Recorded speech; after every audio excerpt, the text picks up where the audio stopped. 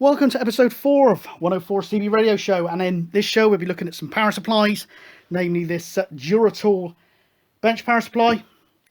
We'll be comparing some features of power supplies, a couple of tips and tricks with power supplies, and also for a project making up a very little simple rudimentary voltmeter for a couple of UK pounds, and also a bit of chat and a couple of net shout outs too. So please join me if you so wish.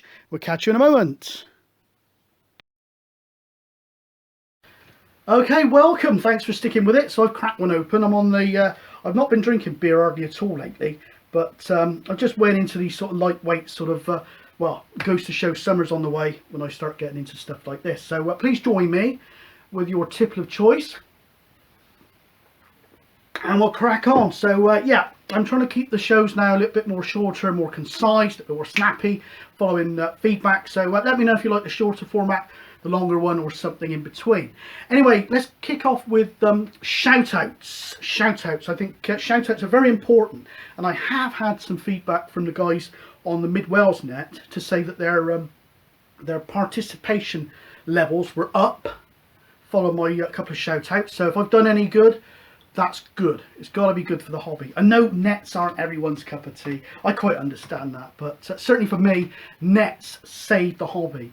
Back in 2010, I would have gone 10-7 if it wasn't for the nets. It kicked off with me. I got some kit. I was looking for a hobby. I got some kit out of the loft or out of the shed, whatever. Fired it all up. Had a listen in UK 40, etc.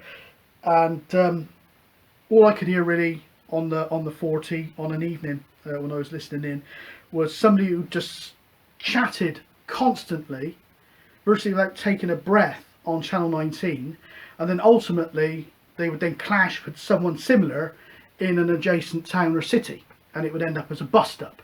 Well, a lot of people like that sort of cut and thrust to the old 19 whatever. Not my bag. So I thought, well, where do I go from here? And it was like that, where the stuff just got sold off on eBay or chucked in the skip, whatever. But then I got into the DX inside of things a little bit, but I hit all my goals really easily. I was lucky with the locations, etc., that the DX was quite easy for me, and I hit the goals that I had quite quickly. So I thought, well, where do I go from here? I'm not the sort of person who wants to repeat the same thing over and over again. So I thought, where do I go from here? And I just happened to be listening around, it was UK 40 again, on an afternoon, happened upon the Homesteaders Net that you've seen in many of my videos, and also Sid Mike 5, Sid 141's Sunday DX, that's got me out all over the place to get in on Sid's net.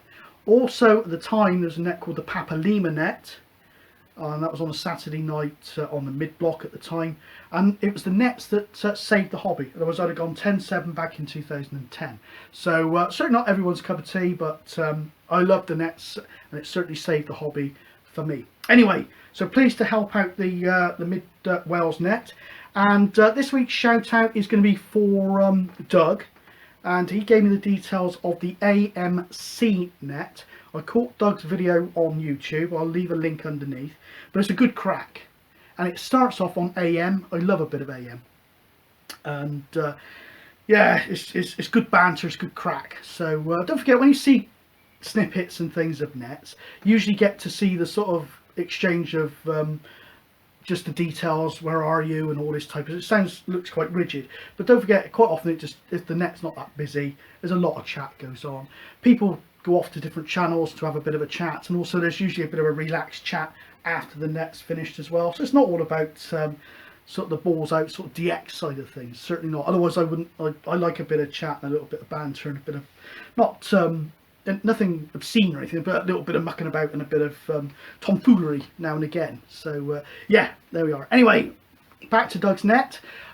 It's great to see those guys, mainly in the southeast, but they've had people calling in as far as Dorset, so worth a try, especially soon we're now moving into sporadic season. Anyway, details are as follows. It's AM, it's on AM to start with for the first hour, and that's on 27.125 megahertz, 27.125 megahertz, from 6:30 p.m. until 7:30 p.m. on a Tuesday night.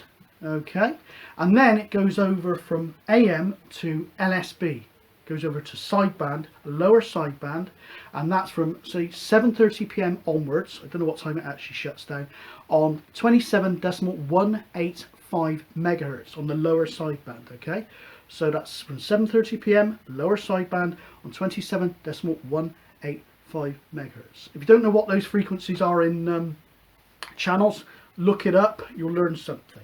Okay, so yeah, give Doug and the crew, the AMC crew, a shout. I'll certainly be trying for that net myself if I can get to a decent location.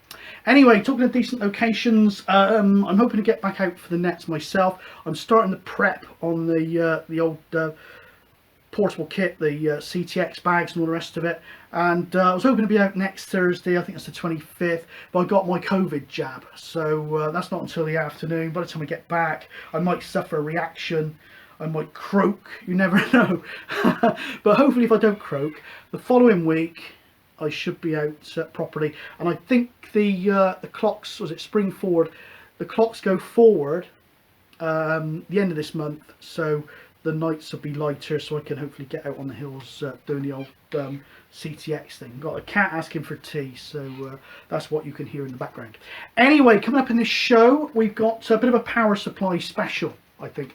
I'm going to show you a different power supply or two, and I'll also be introducing you to this little bench power supply that's just arrived here. I'll explain what that's about, do a bit of a mini review on that Dura Tool PSU there, and also a couple of pointers for mainly for newcomers. So look out for that. I'll be coming up soon. I'm just about to record that over on the dining room table right now. So there's that, and also I'm going to be I'll be making up a little voltmeter, little DIY project, because if you look back at one of my videos I did a few months ago, I illustrated how some of these old power supplies can go out of regulation and they can be chucking out far too many volts for your radio. So unless you want to zap your radio, keep an eye on the voltage it's putting out, and actually consider there's devices out there that will automatically cut your power in the event of over voltage and things like that. So I'll list one of those devices when I come to do that voltmeter thing, but at the very least monitor it, because it's surprising how these things can go out. Your radio don't really want more than 14 volts maximum. The one I had was putting out 19 volts. So beware, beware. I'll leave a link into that video as well, because I don't think it's had enough views for the sort of magnitude of the subject. So there we go. Anyway, as I say, let's keep it snappy. I'm going to get over, I'm going to have a bit of grub now, finish my beer, and then I'll do that bit of a power supply review, and also that little DIY project. In front of us, two power supplies. One is the old-fashioned transformer based linear regulated DC power supply, big heavy job, but what I'm going to say pretty much applies to switch mode power supplies as well. And next to that is a what they call a bench power supply, current limiting power supply. So what I'm going to do is just run through a few pointers for newbies mainly on the old PSU, standard PSU, and then I'll illustrate the differences between these two and why you might want something like this, and then just do a little bit of a run through review of this device as it's coming to me, because it's quite new. Right, so power supplies. Now one of the questions I have been asked is, if I buy a 30 amp power supply to supply my standard CB radio, is the power supply too big? Now, it might seem a bit of a daft question to people that have been in and around radios, etc. for a long time, but I think actually it's quite a valid question. So I'll just address that a moment, and then we'll just sort of run through a couple of pointers and things with respect to power supplies for your radio kit. So yeah, to answer that question, the long and short of it is, most power supplies have a rating for voltage. Some are variable voltage, but let's go with this one, fixed voltage, and how much current it can supply. So in the case of a PSU, say, you've got your power supply unit and your radio, okay, for example. So say your radio is rated at 13.8 volts DC input. Okay, you'll have a range of inputs, say 13.8 nominal, could be 12 volts to 14 volts, something like that. So you'd want a PSU that is also rated at 13.8 volts DC output. Okay, so in the case of the actual voltage, your PSU decides. Okay, so if that's putting out 13.8 volts, that is what your radio is going to get. Okay, on the other side of things, the flip side is, say now your radio consumes, got a maximum current draw rating, say in the instructions, etc., 5 amps. Okay, say now your PSU is rated at 30 amps. Okay, the radio is the thing that decides. Okay, so it will only suck 5 amps from your 30 amp PSU, which means you've got plenty of headroom. Happy days. Okay, say now that was rated at 2 amps and you've got a 5 amp radio and you crank it to the max and it tries to pull 5 amps from a 2 amp PSU, you can imagine what will happen. Something will go wrong. It'll either say no way, shut itself down, or a fuse will blow, or something bad will happen. So that is basically what happens. Is in the case of voltage, the power supply decides. In the case of current, it will pull whatever, or draw whatever current it needs. So it's the radio decides on current and the PSU decides on voltage. So say now there's a fault, like I had in one of my other videos on a power supply, 19 volts. So all of a sudden, 19 volts into a device that's rated at a nominal voltage of 13.8. This is gonna blow. So there we go, that's how it works. So in other words, on the whole, now there is one little point to note with this: the bigger the PSU, the better. So if you've got a radio that pulls just 2 amps, okay, but you've got a 50 amp PSU,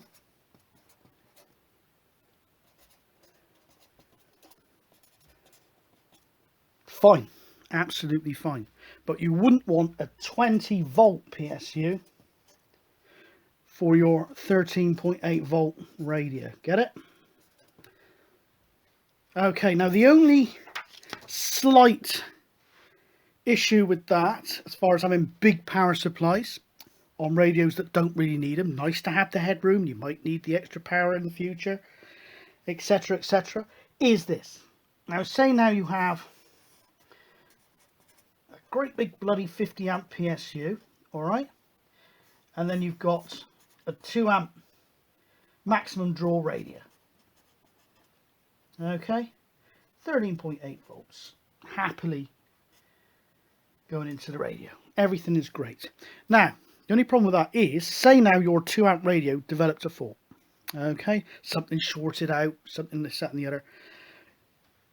It's got the potential, instead of drawing its maximum current of 2 amps, it could draw up to 50 amps before your PSU decides to trip out, blow a fuse or whatever. So in that space of time, your radio is likely to be toast. So when you set these things up, do make sure that this lead, and the same goes with your car, from your radio to your car battery or whatever, make sure that this cable has got its fuse in, okay? Make sure your lead is fused, and for the sake of that, you'd be wanting, say, a 2 amp maximum, 2.53 amp max. So look at the radio and it will tell you what the fuse rating should be, or go for the next size up really than the rated maximum current. So 2 amp radio, 2.5 amps, 3 amp radio, I don't think they do a 3.5 amp, but say a 4 or a 5 amp maximum. So in the event of a fault, this will blow. Otherwise, your little 2 amp radio could end up drawing the capacity of your PSU, and in my example here, that's 50 amps. Other than that, generally, the bigger the PSU, the the better. And it will set you up for the future. So say now you're kicking off your hobby with a little tiny old-fashioned radio, 2-amp radio. You go down the ham route, you end up with an HF radio. You could be pulling 20-30 amps. So if you've invested well, a big PSU can make an excellent foundation stone for your setup.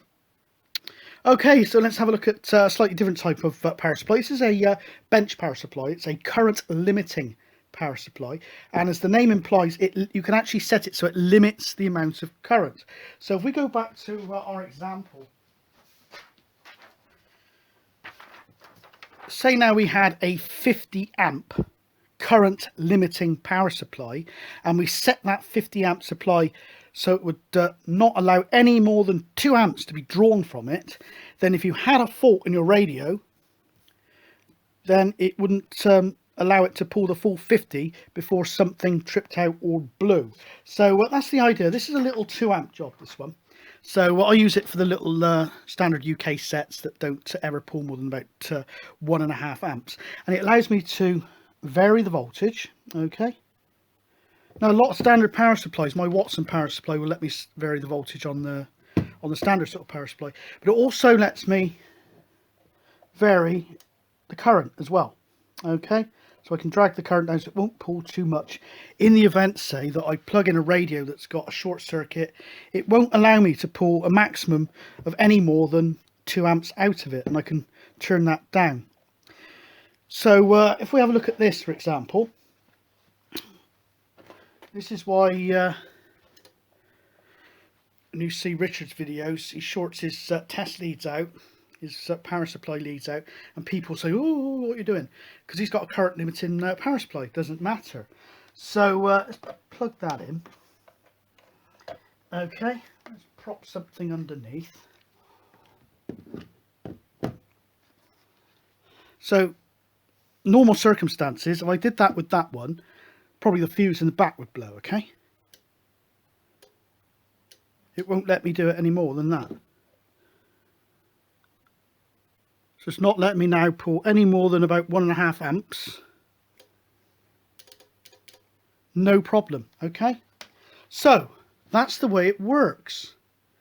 So it's an excellent thing for your bench and the rest of it, when there's always a chance that when you're lashing things up, it'll short out, and you're always changing leads from one to another and it might short out. So with a current limiting power supply, you've got that bit of protection.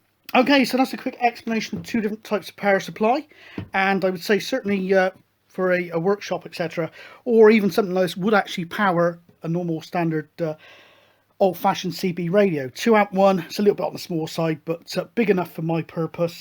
You can get bigger ones, so you make your choice. Okay, what I'm going to do now is have a quick sort of run through on this one, a little bit of a short review, and then we'll get on to today's project.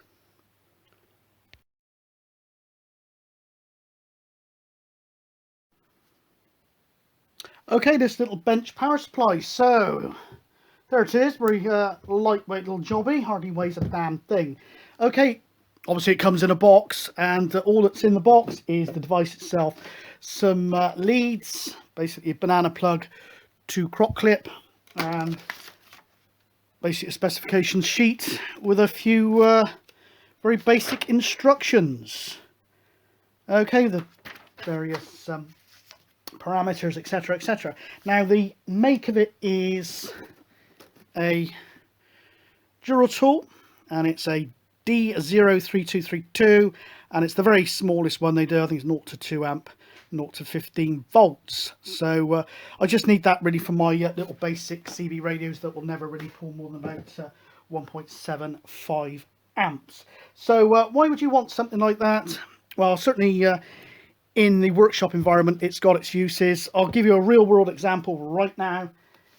I've just tuned up this little Midland CB radio, and it's a portable radio. So if you look at the spec sheet, we've got here, I'm reading from, RF output power with a 13.8 volt input. It will do 4 watts. Portable, which is 12 volts, 3 watts on high power and 0.3 watts on low power. So with this device, I was able to set 13.8 and tune it up for 4 watts. Then I was able to drop that down to 12 volts to check I had 3 volts on high power and 0.3 on low power. In addition, if you've got a radio with a fault on it, because it's current limited, then it doesn't really matter, and it will stop any further damage to either your equipment or the radio itself. So that's why, as I showed in the previous bit, you can short out things like power leads and it doesn't matter. So there we go. Another thing you can do as well, I've seen it detailed, SSB radios, you want to set the carrier on SSB to a minimum, so you, as you're tuning it, you can watch the ammeter drop to minimize that carrier on SSB, for example. So lots of different things. You could do the same trick as that with an inline multimeter set as an ammeter, connect it in series. You can do the same thing, but it's just nice and convenient. And indeed, I did do much the same with this one. Okay, there's a power setting there, and what happens is you increase, and you will see the current draw increasing as you're increasing. You're watching the power output, the watts going up, up, up.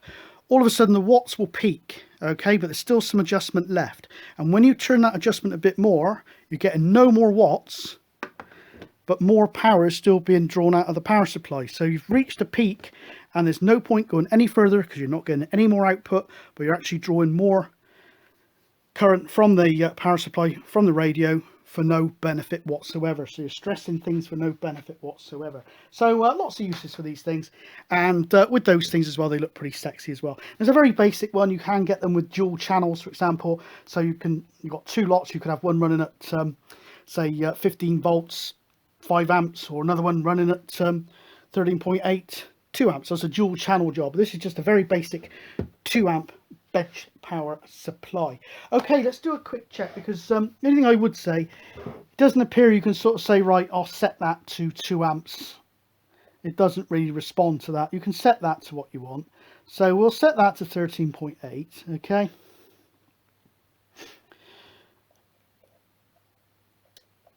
That's off altogether. It will allow no current out at all.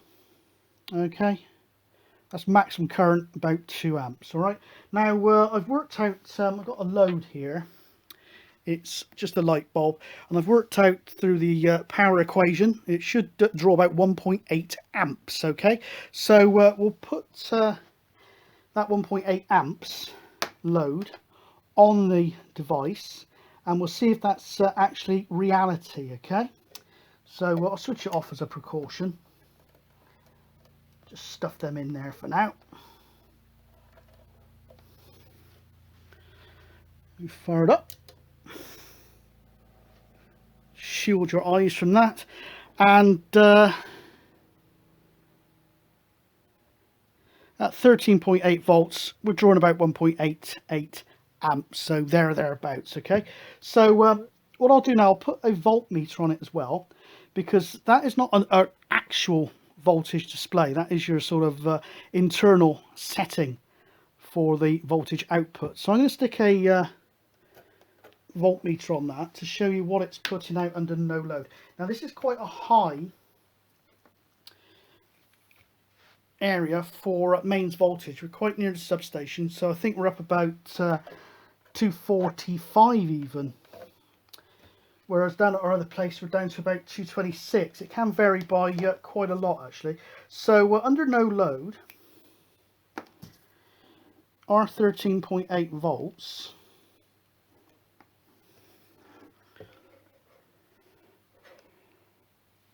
it's actually 13.8786. So I'll just pop that light bulb back on momentarily to see what it's like with a bit of load. Now, of course, 1.88 amps is getting towards its 2 amp maximum, so it's a good test. Okay, so under 1.88 amps of load, it's about 1366, toggling 1367. Okay,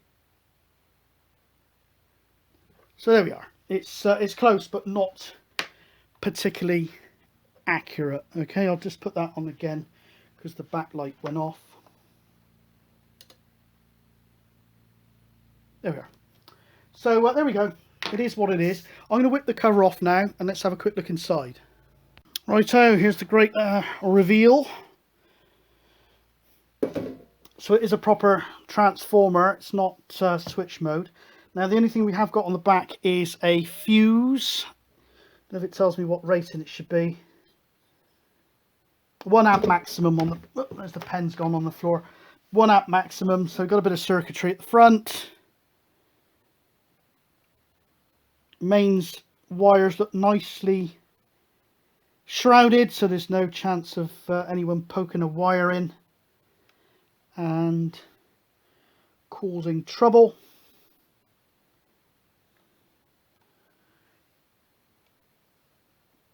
Okay.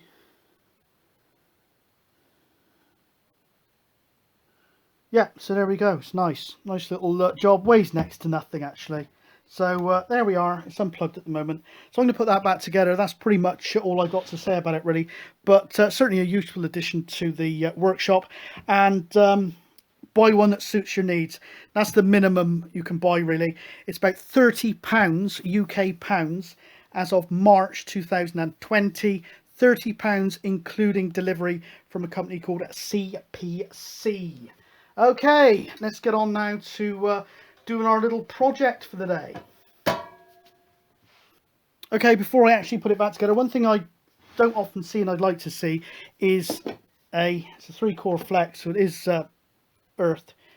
I would like to see some sort of earth link or a better method to earth the case. There's no earth link and you're relying on basically self-tapping screws, okay, through thick paint into the body of the device itself to pick up an earth on the case. So that's the black mark for this one, but it's very rare you see a power supply that indeed does have that little bit of extra earth bonding or whatever. If you wanted to improve it, then perhaps tap one of these out to a better thread, clean the paint off to make sure at least one of those screws has got a good earth connection to the chassis of the PSU.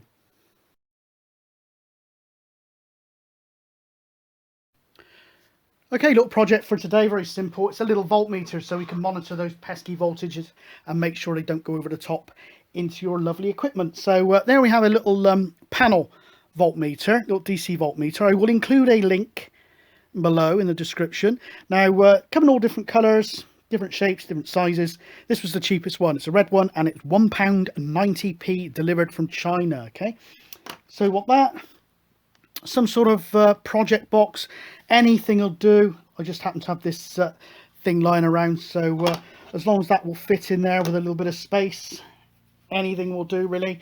On top of that, I'm going to put a fuse in it just in case, and this is rated, I think, at 13 milliamps in the spec. I'll correct myself if I'm wrong, but so I'm going to put a 50 milliamp fuse in there just in case something goes wrong inside, because the last thing you want to do is the very item that you're looking to protect your system with ends up introducing a short across your power supply.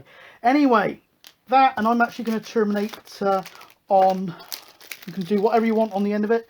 You could just leave the wires loose and just wrap them around your terminal posts. You could put crimp eyelets, something like that, on the end of it. I'm actually going to go with banana plugs so I can push them into the front sockets on the PSU. So basically there's a couple of stages to the build, so to speak. Oh, and you might need a little bit of wire as well. So first thing to do really is just to mark out the aperture of the hole for the actual voltmeter itself and cut it in with a sharp knife. Please be careful with sharp knives. Right, I like these boxes because they're very flexible plastic and you can cut through them with a knife. They are soft as shite. So that's what we will do.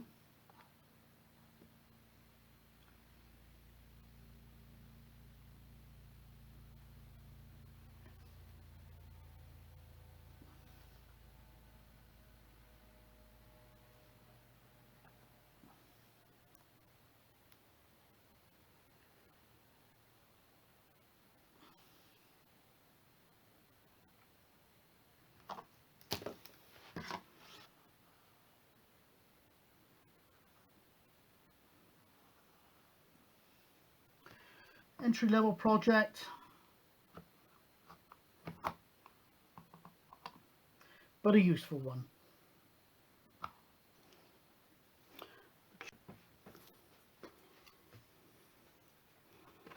Which way up it goes doesn't really matter at this stage.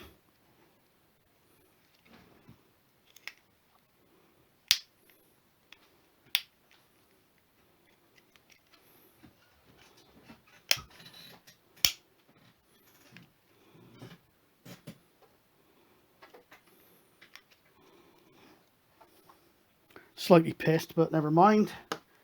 Right, let's get on now to wiring it in. Oh, good idea at this stage, actually test it works before we're going to put a load of work in for something that's no good. So let's just pop that on a 9-volt battery.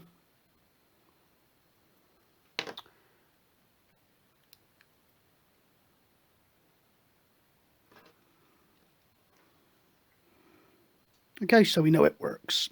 Okay, let's crack on now with putting some sort of fusible link in there.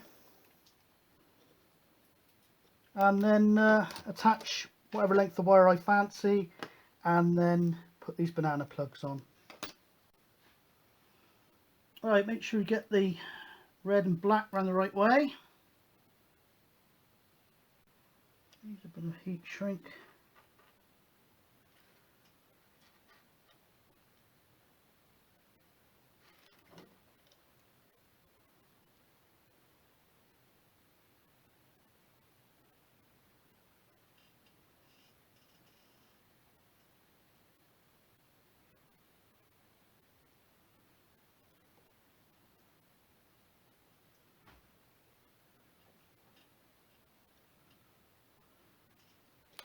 Okay. Fuse.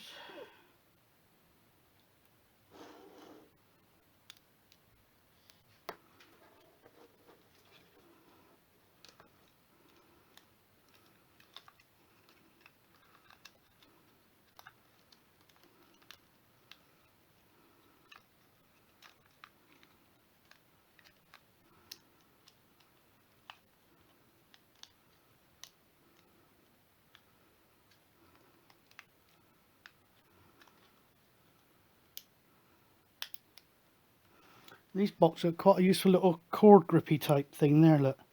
So that's rather good. I'll pop a cable tie behind it as well. A bit of tape to stop that being pulled through.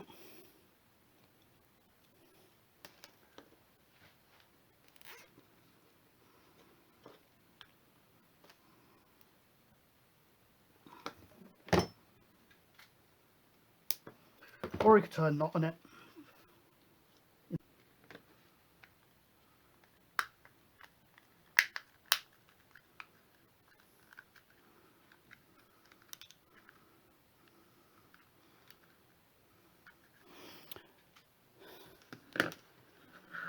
Just pop those off whatever length you want. I'm actually going to stick mine to the front of the PSU, so I don't need to leave these very long. Look at these. Now these banana plugs are pretty good because little screw terminals, you don't even need to solder these on.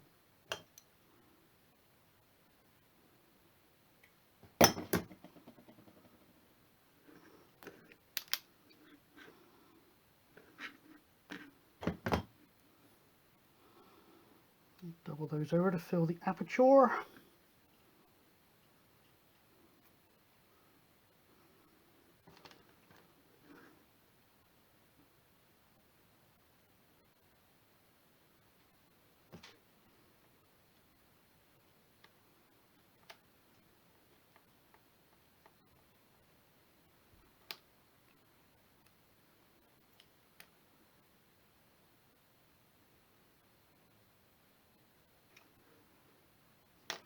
So I need to murder them.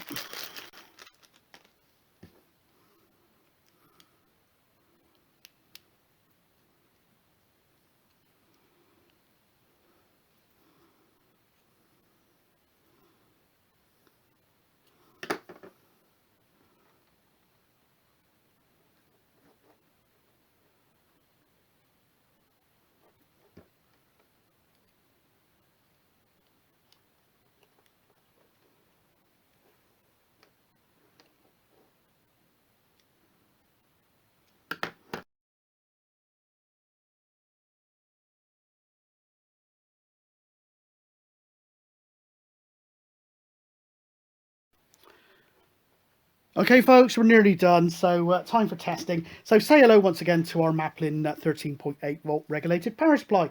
So yes indeed, now this is just to monitor your voltage output, not to offer any sort of protection as such, but you can certainly see when things are going south, when your voltage starts to drop under load or whatever. And we'll actually put a bit of load on this in a minute just to illustrate that point. Anyway, as the Sparkies used to say, red to red, black to black, switch on and stand well back. So there we go, 13.8 volts on the dot, so can't knock that. I have to admit I did take this one apart a couple of months ago and adjust the voltage as it should be. It was a little bit over, it was doing about 14.5 actually. Anyway, let's just put a bit of load on that actually. So here's that light bulb that gave us about 1.8, 1.9 amps. So we'll just pop that on. I'll keep the actual bulb out of shot a little bit if I can, because it's very bright. And we'll just see if under load it pulls that voltage down at all. Okay, let's sort of try and push that under the table a little bit. Not at all. Excellent. And I can hear the transformer working as well. So that's great. So there we go. I think what I'll do, I'll cut those lugs off and then I will just stick that. I don't think I'll use it with this particular power supply. I'll just stick that to the front of the power supply so I can watch that voltage. Now for actual devices that will protect your kit, protect your radio. Now years ago I remember seeing in the CB radio magazines a thing called the crowbar. And it's a circuit. You can look it up on the internet. There may be some commercially available versions out to this day. But what it did, if it sensed an overvoltage situation, as the name implied, it put a crowbar dead short across your terminals of your power supply. So in other words, it would actually blow the protective, hopefully the protective devices in your power supply, a little trip maybe, or more than likely a fuse, rather than let that overvoltage situation continue and fry your radio. So that is a crowbar circuit, so look that up. If not, there is a device, the only one that comes to mind at the moment is a D.I.Y OVP16.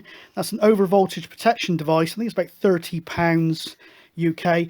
And the preset is adjustable, but I think it comes factory shipped as a 16 volt cut off. So anything more than 16 volts, it trips out and again stops your gear getting fried. I think it'll take 25 amps. So that's the sort of devices that can actually help prevent damage in an over voltage situation to your kit without user intervention. But at least something like this is a method of monitoring what's going on as far as output from your PSU is concerned.